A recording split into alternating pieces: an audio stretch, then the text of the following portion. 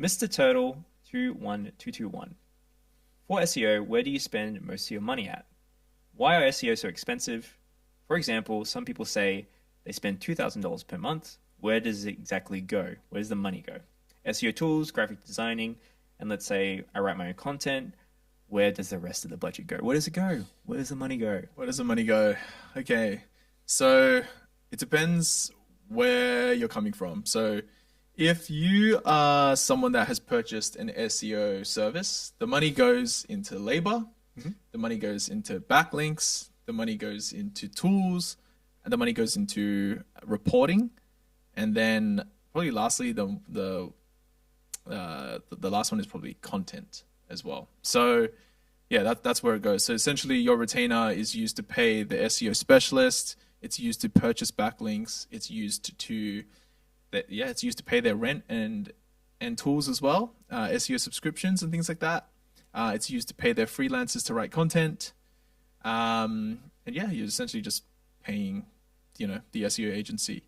If you do it yourself, like you're saying here that you have SEO tools, graphic designing, and you write your own content, great. You can save a ton of money because you don't need to pay for their rent, their markup, their content writing team, etc.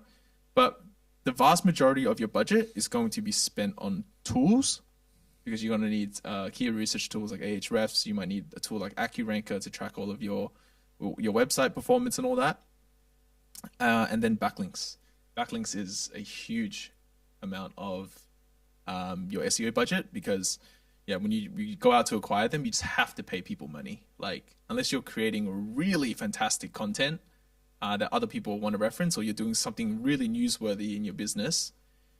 If you're just doing SEO and you don't have any of that marketing pizzazz, then you're just going to have to go out and pay people to give you backlinks, and that's going to eat up probably most of your budget.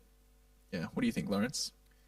Let me flip the question a little bit. So we've got a CFO at our agency, and I work with them a lot, and I pay them to look after a very important part of the business, finances. Basically, they're on top of the bookkeeping, they're doing forecasting, they're just making sure everything is moving along as it should. Same thing for SEO. Like if you're spending $2,000 a month on SEO, you're asking someone to protect that channel and basically deal with the issues that may arise from that channel. Now, how they break that down into the literal services and how much is going into content or links or even just like technical auditing and things like that, that's you really have to rely on them to trust them to allocate those resources accordingly. But much like I pay the CFO to just have my back in terms of financial services, I'm paying the same thing as SEO. If you flip the mindset of that, you're paying someone to protect your channel and grow your channel.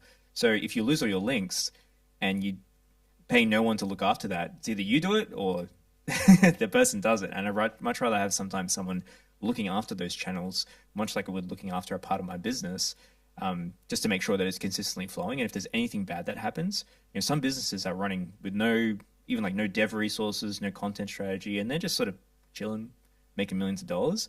But the moment that starts slipping, they would have wished they invested at least a couple grand into someone just watching and going, you know what, we should crank out a couple blogs or get a couple links or just do this marketing strategy, because then they won't have to work their way back. So you're paying for protection. A lot of business is actually just preventative at a certain point. Once you get to a certain size, you're preventing that channel from decreasing in traffic share.